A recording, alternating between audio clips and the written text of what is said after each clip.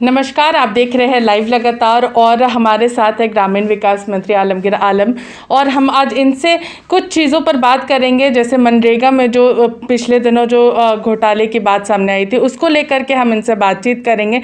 क्योंकि मनरेगा बहुत बड़ी योजना है और जिसके तहत काफ़ी सारे लोगों को रोज़गार मिलती है, तो उसमें इस तरीके की बात सामने आना, तो हम लोग इनसे सीधा जानेंगे। सर, जिस तरीके से पिछले दिनों 54 करोड़ का जो घोटाले का बात सामने आ रहा है, को लेकर के आपका क्या कुछ कहना है? क्योंकि इस पर अधिकारियों और कर्मचारियों की कहीं ना कहीं अनदेखी मानी जा रही है। देखिए, ये सिलसिला शुरुआत हुआ 2017, 2018, 2019, 20 तक चला और हमारी सरकार नई नई बनी थी। जब हमें संज्ञान में आया तो हमने उसको जांच कराया और जांच के क्रम में हमें देखा गया कि बहुत सारी जिला में जो है तो मनरेगा में घोटाला हुआ है। अब सुने भी होंगे, अखबार में भी आया है। कुछ लोगों को उसी समय हटाने के भी हम लोग काम किए हैं और रिकवरी जो पैसा गलत तरीक़ा से जो लोग किए थे उसको पनिश भी किया गया और बोला भी गया कि जल्द से जल्द उसका पैसा लौटाया जाए। हम लोगों ने प्रयास किए जिसका नतीजा है कि 9 करोड़ रुपया जो है अभी तक हम लोग रिकवरी कर पाए हैं और विभाग को भी हम निर्देश दिए हैं कि इस मार्च तक कम से कम 2500 रुपया जो है, लाख रुपया जो है, उसको रिकवरी हो जाना चाहिए। ये मनरेगा जो है, ये जो है वो मैंडेट जो वेज बेसिस होता है, तो उसका पैसा डायरेक्ट जो है उसका खाता में आ जाता है। उसमें हमारा कहीं भी इंटरमेल जो भी हो जाता है, जो अपना काम करते हैं उसका खाता में पैसा आ जाता है, वही विड्रॉ करते हैं।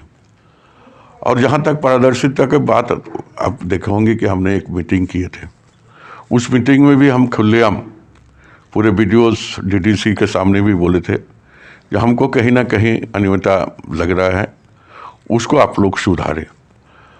और इसी कड़ी के तहत हम लोग काम करते हुए जो आज तक उजागर नहीं कर पाया था, हमने उस चीज़ को उजागर करके उसको सही दिशा में लाने के काम हम कर रहे हैं। यही हम कहना चाहेंगे।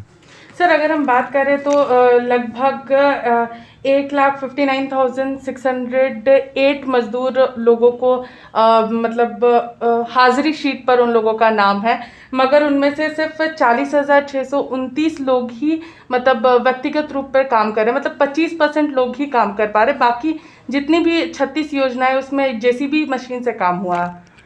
देखिए, जेसीबी मशीन से जो काम होता है, कहने के लिए तो बड़ा इजी वे से कह दिया जाता है जी जेसीबी में काम होता है जी।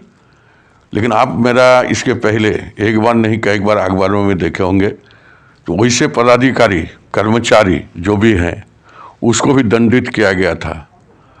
अगर ऐसा किसी को लगता है जेसीबी से हो गया, उससे हो गया, तो वो तो कभी हमको हमारे पास भेजिए, दस्तावेज भेजिए। हमने कहा कि नीचे स्तर से जो भी गलत काम होता है उसका सूचना जो भी दे, उसको हम स्वागत करते हैं और उस दिशा में दिखाने की काम करते हैं। अखबार में कुछ लिख दिया, आप कुछ बोल दिए, वो नहीं, आप ठोस साबुत के साथ हमको दीजिए। और हमने कहा कि जेसीपी ऑलरेडी बंद है।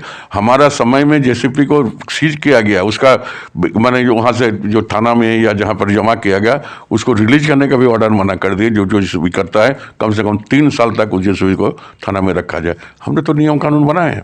और कहीं भी आपको लगता है, किसी को लगता है, वो सूचना हमारे विभाग में दे, हमको दे, निश्चित तौर पर उस पर कार्रवाई करेंगे।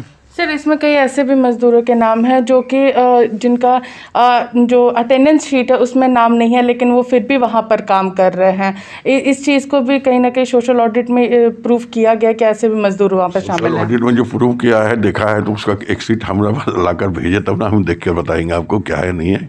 हमने तो पहले बोले जो मजदूर है उसका नाम जॉब कार्ड में है, वही मारता है एफटीओ, उसी का पैसा उसको मिलता है। तो जब जॉब कार्ड हम देते हैं तो उसी का नाम पर हम देते हैं। अब कौन काम में जाता है, कौन काम में नहीं जाता है, तो वो तो हमारा देखना है। जॉब कार्ड में जो काम के लिए आप डिमांड मारते हैं उसी को मिलता है पैसा। ये तो देखने के विषय जो आप बात कर रहे हैं, जो उसका नाम नहीं है, जॉब कार्ड में भी नाम नहीं है, कैसे पैसा आ ही नहीं सकता है। पैसा जॉब कार्ड में जब नाम ही नहीं, कैसे पैसा आएगा? लिस्टेड होता है, वो 40-45 हज़ार है। तो ये थे हमारे साथ आलमगीर आलम जी, जिन्होंने सीधे तौर पे सारी चीज़ों को स्पष्ट रूप से बताया कि अगर ऐसा कुछ है तो वो हमारे पास सारे पेपर्स को लेकर के आए, क्योंकि ये सारी चीज़ें अगर जॉब कार्ड का में नाम नहीं होगा और अटेंडेंस शीट में नहीं होगा तो उन तक जो उनका पैसा वो नहीं पहुंच पाएगा। तो आगे इसको लेकर के क्या कुछ नियम और बनाया जाता है और क्या कुछ इसमें और सामने आता है वो देखने वाली बात होगी। इसी के साथ देखते रहिए लाइव लगातार। रांची से मैं पूजा, नमस्कार। न्यूज अपडेट के लिए आप हमारे चैनल को सब्सक्राइब करें। आप हमें फेसबुक और इंस्टाग्राम पर भी फॉलो कर सकते हैं। बने रहे लगातार.in के साथ।